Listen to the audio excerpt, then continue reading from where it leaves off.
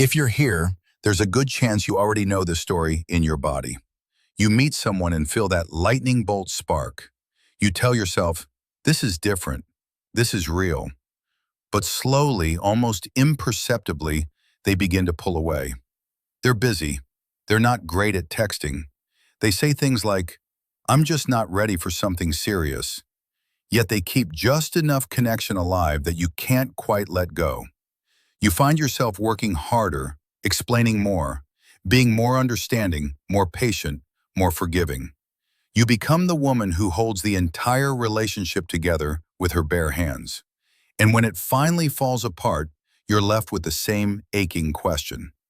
Why do I keep attracting people who can't really show up for me? This chapter is my answer to that question.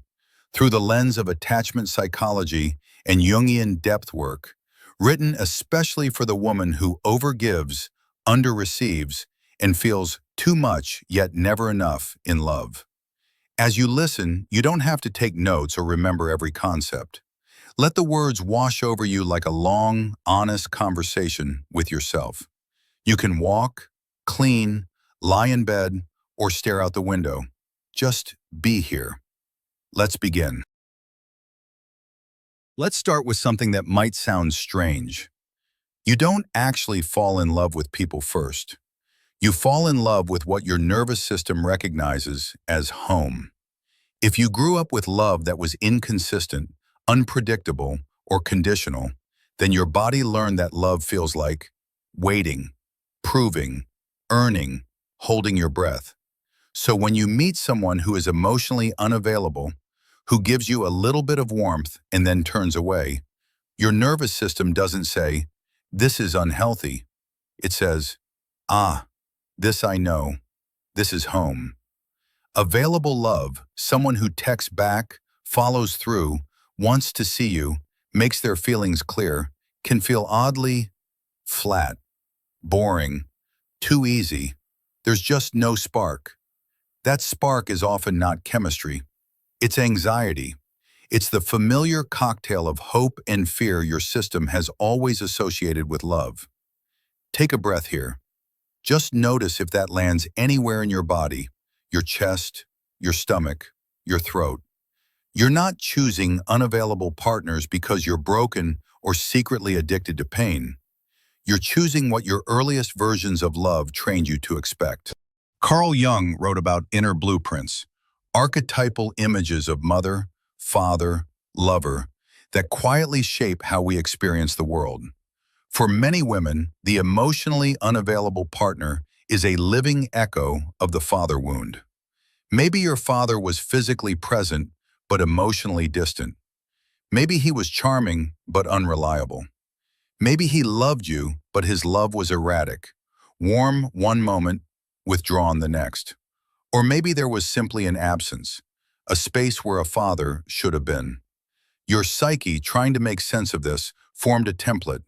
Love is something I reach for, not something that reliably reaches for me. Men are a little bit out of reach, and it's my job to close the gap. As an adult, you don't sit down and consciously say, I'd like someone just like my emotionally inconsistent father, please. Instead, you're drawn toward partners who emit the same signal. Slightly distracted, slightly preoccupied, difficult to pin down. They might be very affectionate in the beginning, then slowly fade into a cooler, more distant version of themselves. This is where Jung's depth psychology is both confronting and compassionate.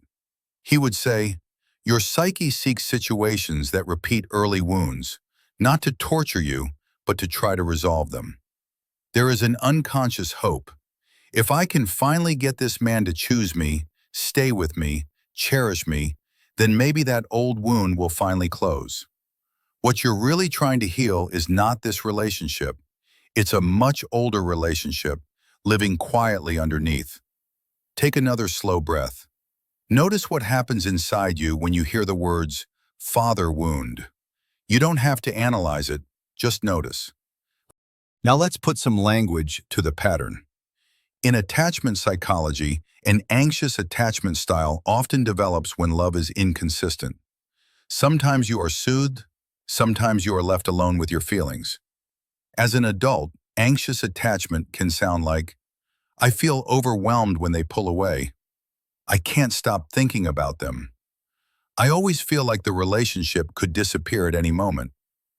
Emotionally unavailable partners often fall on the avoidant end of the spectrum. They may not see themselves as avoidant. They might say they value independence. They don't like drama. They need space. Avoidant partners learned in their own childhoods that closeness is dangerous or suffocating. So they protect themselves by staying just slightly out of reach. When an anxious person and an avoidant person meet, something electric happens. The anxious person's pursuit activates the avoidant's need for space. The avoidance distance activates the anxious person's fear of abandonment. Push, pull, come here, go away. I need more. I can't give you more. This is not a moral failing on either side. It's two nervous systems trying to survive. What makes this bond so sticky is something called intermittent reinforcement. You don't get love steadily. You get it in unpredictable bursts. A sweet message after 3 days of silence. An intense weekend together, followed by withdrawal. Your brain starts to chase that high. Your body learns to live in anticipation, always scanning for crumbs. This is why it's so hard to leave. You're not just attached to the person, you're attached to the pattern. If you feel a little exposed hearing this, pause and place a hand on your heart if that feels okay. You developed these patterns to survive love that was confusing. You did not choose them as a punishment. Jung used the word shadow to describe the parts of ourselves we disown, deny, or push underground. For many overgiving women, the shadow contains neediness, anger, entitlement to care, the belief, I deserve to be chosen without earning it. On the surface, you may appear endlessly patient, understanding, forgiving. You tell yourself, I'm just more emotionally mature. I can handle complexity. You pride yourself on seeing their potential, their trauma, their soft spots. But underneath, there might be a quiet, exiled voice that says, I want someone to fight for me for once. I'm furious that I always have to be the strong one. I am so tired of proving my worth. Instead of letting that shadow voice speak directly, you unconsciously hire someone to play it out for you. You choose a partner who embodies your disowned qualities. They are the one who takes up space. They are the one whose needs shape the relationship.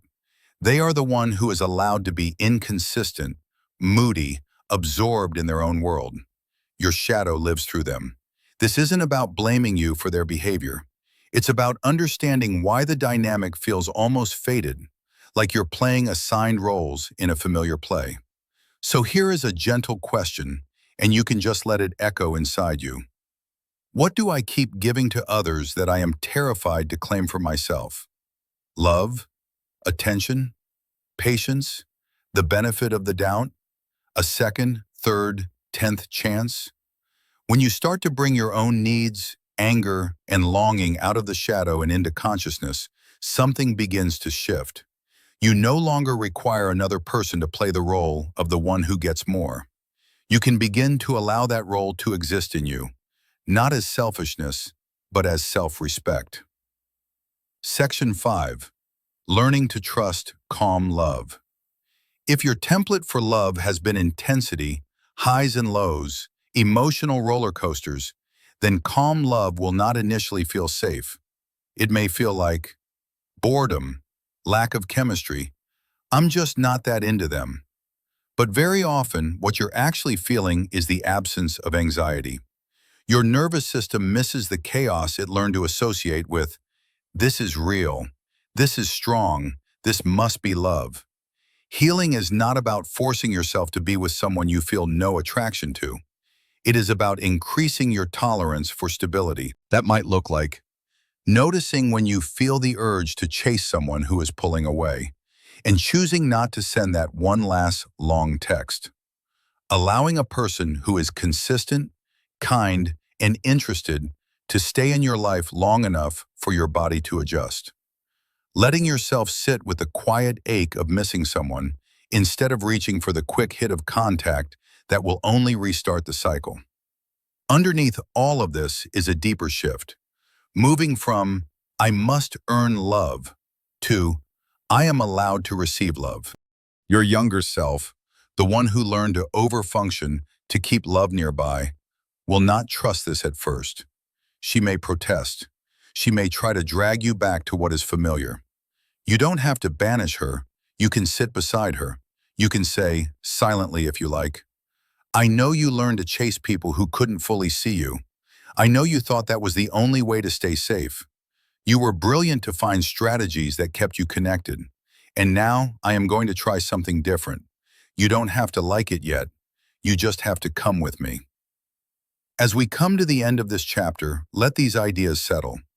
You attract emotionally unavailable partners not because you are defective, but because your nervous system calls familiar pain home. Your earliest blueprints of love were written in confusion and longing. Your shadow has been choosing partners who act out the parts of you you've never been allowed to be. And your attachment system is doing its very best to protect you from the terror of full, vulnerable intimacy. None of this makes you weak.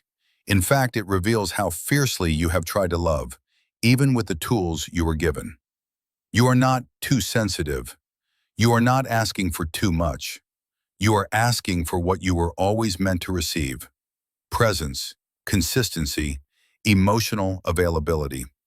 As you move through your life after listening to this, you don't need to fix everything overnight. Just begin to notice. Notice who feels like home and ask, home or habit? Notice when intensity feels like attraction and ask, attraction or anxiety? Notice the younger parts of you that still believe love has to be earned. In future chapters of this series, we'll go deeper into the shadow of the overfunctioning woman, the mother wound, and how to build a relationship with yourself that doesn't abandon you the way others have. For now, take one more slow, kind breath. You are allowed to step out of patterns that hurt you. You are allowed to want more than being the woman who always waits, always proves, always forgives. You are not hard to love. You have simply been offering your heart to people who were never taught how to hold it. And that can change.